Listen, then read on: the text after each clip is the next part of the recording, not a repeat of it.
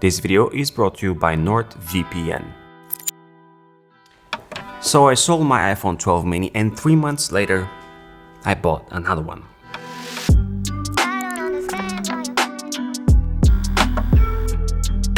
I will not discuss my nostalgia feelings around the form factor or why I love this device, since you can watch that in my last video, the one right before I sold my previous unit, which I'll link below. Instead, today I'll tell you why I came back to this device, why I sold my 12 Pro Max, what compromises I have hard time living with, and why I plan to stick with this form factor despite other temptations. For the first time in my life, I sell something without the intention, of course, to purchase it again, and 3 months later, I buy yet another one. When I sold back my first unit way back, I knew I was going to miss this tiny phone, but I had no idea how much. Perhaps having the vast 12 Pro Max tearing down my pants was one of the many reasons to miss the mini size. On the other hand, iOS not being able to take good advantage of the larger iPhones is another reason to think small size. Perhaps if the 12 Pro Max gave me some expected multitasking or tablet-like experience around some apps, I would have been less tempted to jump between dimensions. So, when it comes to software, the Mini is just as good as the Max, just petite, but not tiny when it comes to scaling. The Mini's 5.4-inch screen is also great for reading, browsing, playing, and working. The only downside that the smaller screen possesses is the keyboard size, which is not as comfortable as on the larger device. Where it compensates though is the one-handed use, and that, my friends, is a massive deal for me. I am a busy individual, so when I sit somewhere, the chances are that I have work to do. When I have work to do, I use either my Mac or my iPad. When I'm on the go, it is the same situation. The Mini and its size shine. Trying to reply to work-related messages, emails, and other correspondence while being at a traffic light, walking, or waiting in line is 10 times easier to do on this tiny phone. Having a larger phone has always seemed to be the more productive choice, which it is, but only when stationary. When on the go, rushing, sweating, cursing, I'd rather pull out the Mini and use it one-handed to swipe, respond to something, record a voice message, take a measurement, or dress with a photo. My pinky loves me again, and at the same time I love having the Mini fidget spinner back in my hands. I am not the only one who enjoys the small phone around me. A friend of mine, Emil, recently switched to the Mini from the iPhone XR. He was the one to share with me the freedom that he experiences with this small device. Also recently, I received a heartwarming comment from a lovely lady whose name is Roberta. She shared with me that her husband, who had a stroke, finds the Mini the only device he can efficiently operate with one hand. So there are 4 things that I gained when I switched back to this tiny phone. And by the way, if you end up enjoying this video, subscribe, because why not? Of course, the most apparent number 1 plus was comfort, which is not something to take for granted. Let me explain what I mean. I could never use a larger phone naked because the design is slippery and the footprint is large and heavy to operate with one hand, especially if I try to reach, the top corner of the screen one-handed. That meant that I have to carry the 12 Pro Max with a case, which, as you can guess, adds extra bulk and weight to the mixture. That combo long-term made my jeans scream for help, and I would look like a total idiot in the car if I tried to pull the larger phone from my pocket, embarrassing myself on red lights. Second, my MagSafe accessories became functional again. My car mounts, for example, would slowly bend the knee and give up to the sheer size and weight of the 12 Pro Max. That resulted in constant tilt adjustments, which is not a joke when driving. My favorite Moft wallet that comes with sticky pads wouldn't be able to keep the large phone propped the right way, and that's not the product's fault, but rather the, simple strengths of the magnets of MagSafe. Third, and that might sound weird to some of you, but I became quicker at my routines with the smaller phone.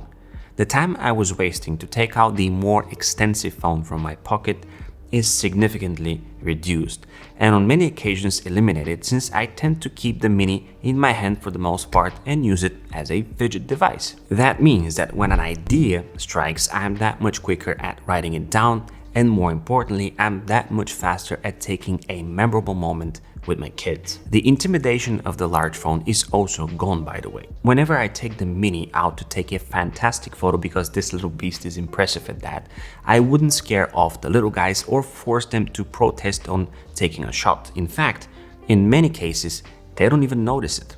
Finally, number 4 is the psychology of having such an accessible device. The feeling of freedom and a considerable portion of fun became dominant again once I grabbed the mini, and every day when I pull out the phone, a teeny tiny corner smile hits my face. The mini is an amusing and magical device that I couldn't wait any longer and came back to. However, I expected to have some severe transition problems leaving behind and selling my 12 Pro Max, and I was right. But it is nowhere near as bad as I thought.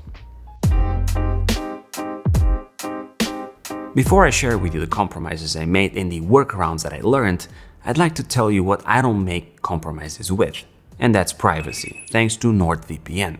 I've been using NordVPN for a few years now, and it is my way of protecting myself and the family without allowing my internet service provider to see when, where, and how I browse. Protecting my personal data and internet privacy is also essential as a person who commutes a lot and works from various hotspots and locations. Setting up NordVPN on all my devices is dead easy and straightforward, and I have it installed on all of them, the Mini, the iPad, and the Mac. Activating the service and choosing a location is one click away, and let's be honest, no one likes to be watched and tracked, even if there's nothing to hide. To support the channel and get a 2-year plan plus 4 additional months with a huge discount, go to nordvpn.com/thisise or click the first link in the description below. Thank you NordVPN for sponsoring this video. So, back to compromises. First of all, I never expected to miss the third lens of the 12 Pro Max as much. I'm talking about the telephoto lens here. Without having that lens, I now have to come much closer on all the occasions to grab that 50 or 60mm result of the 12 Pro Max. Imagine my daughter saying her first words quietly in the corner while playing with a toy. With the 12 Pro Max, I would simply switch to 2.5x and grab that perfect video shot and sound from few feet away while sitting on the recliner. In the meantime, that same situation with the Mini translates to me mastering my ninja skills and tiptoeing to get closer to her, which 9 times out of 10 doesn't work and I get caught. The next problem that I have, which is an issue that I cannot find a solution to, is overheating. The Mini gets mighty hot when charging, which is not an issue when it is placed stationary on the desk, but does become an issue if I decide to use an external battery. More on that in a second. It also gets scorching hot when having a longer FaceTime conversation, which might be an iOS beta issue. Still, it becomes uncomfortable to hold when that happens, and the preview of myself starts to lag as well. The last and most significant problem of the Mini is the battery. Although I have occasions where I can do a full day with one charge, they are rare. The solution that I found for this is an external battery, which in my case is the Apple MagSafe battery. There's a lot that can be said about this controversial accessory, which could be a separate video on its own, but the fact is that this battery can turn my Mini battery into a Pro Max performance and easily give me a day and a half of heavy usage. To top it all, the perfect fit makes this battery an accessory that I can easily rock all day long, especially in the winter because it keeps my pants a bit warm. However, all the negatives mentioned so far are not enough to pull me away from the charisma of this Mini phone. The fact is that 90% of my routine allows me to top up the battery of the phone quickly, and the fact that the Mini has such a small battery makes charging as long as a quick coffee break. Of course, the telephoto lens is something that I already got used to, which leaves the heating bug on the table, and I hope this will be resolved by an update soon. The rest of the time, this Mini is the mightiest little guy that brings a ton of joy in my everyday endeavors. I rock it without a case because it is honestly unnecessary. I also picked it white the second time because it is the only way to escape fingerprints. This slightly creamier white turned out to be the better color for me, and it is easier to find when thrown around the house because, let's be honest, this little guy likes to play hide and seek. If you have any questions, feel free to list them in the comment section below or ping me on Twitter. You might find my iPhone playlist useful as well. And as always, it's been an absolute pleasure. This is Z, over and out.